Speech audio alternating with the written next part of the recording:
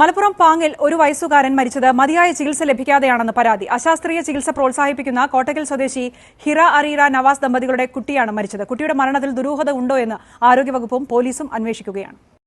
ഇന്നലെ വൈകുന്നേരമാണ് കോട്ടക്കലിൽ ദമ്പതികൾ വാടകയ്ക്ക് താമസിക്കുന്ന വീട്ടിൽ വെച്ച് ഒരു വയസ്സുകാരൻ എസ് എൻ അർഹാൻ മരണപ്പെടുന്നത്. പാല് കുടിച്ചതിന് പിന്നാലെ കുട്ടി കുഴഞ്ഞു വീണ് മരിച്ചുവെന്നാണ് മാതാപിതാക്കൾ പറഞ്ഞത്. ഇന്ന് രാവിലെ കുട്ടിയുടെ ഖബറടക്കവും നടത്തി. തൊട്ടുപിന്നാലെ കുട്ടിയുടെ മരണത്തിൽ ദുരൂഹത ആരോപിച്ച് ആരോഗ്യവകുപ്പിന് പരാതി ലഭിച്ചു. അക്യൂപഞ്ചറിസ്റ്റായ കുട്ടിയുടെ അമ്മ ഹിറ ഹറീറ അശാസ്ത്രീയ ചികിത്സാ രീതികൾ സമൂഹമാധ്യമങ്ങൾ വഴി വ്യാപകമായി പ്രചരിപ്പിച്ചിരുന്നു.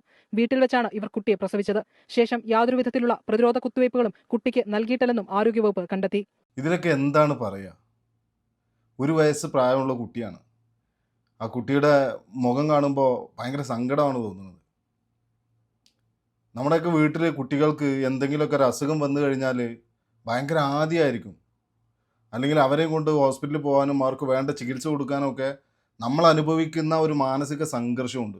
അത്തരത്തിലുള്ള മാനസിക സംഘർഷങ്ങൾ അനുഭവിക്കുന്നവർക്കിടയിലാണ് ഇത്തരത്തിലുള്ള തെറ്റായിട്ടുള്ള അല്ലെങ്കിൽ അശാസ്ത്രീയമായിട്ടുള്ള ചികിത്സാ രീതിയെ പ്രോത്സാഹിപ്പിക്കാനും ചികിത്സാ രീതിയെ ആളുകൾക്കിടയിലേക്ക് ഇഞ്ചക്റ്റ് ചെയ്യാനും ചില ആളുകൾ ഇറങ്ങിത്തിരിച്ചിരിക്കുന്നത് എന്നുള്ളതാണ്.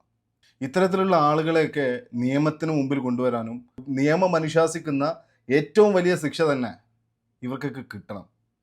ഒരു വയസ്സ് മാത്രം പ്രായമുള്ള കുട്ടിയാണ്. ആ കുട്ടിക്ക് ചികിത്സ പോലും നിഷേധിച്ചുകൊണ്ട് ആ കുട്ടിയെ മരണത്തിലേക്ക് തള്ളിവിട്ടു എന്നാണ് വാർത്തകളിലൂടെ കേൾക്കാൻ സാധിക്കുന്നത്. വീട്ടിലെ പ്രസവം, വീട്ടിലെ ചികിത്സ, വീട്ടിലെ മറ്റേത്, വീട്ടിലെ മറിച്ചത്. എന്തിനാണോ നിങ്ങളെ സ്വന്തം കുട്ടികളെ, നിങ്ങളുടെ ചോരയിൽ പിറന്ന കുട്ടികളെ ഇങ്ങനെ കൊലക്ക് കൊടുക്കുന്നത്? ഇതുപോലെ വീട്ടിലെ പ്രസവത്തെ പ്രോത്സാഹിപ്പിക്കുന്നവരും വീട്ടിലെ ചികിത്സയെ പ്രോത്സാഹിപ്പിക്കുന്നവരും അശാസ്ത്രീയമായിട്ടുള്ള ചികിത്സാ രീതിയെ തലയിലേറ്റി നടക്കുന്നവരും ഇതൊക്കെ ഒന്ന് ചിന്തിക്കുന്നത് നല്ലതാണ്.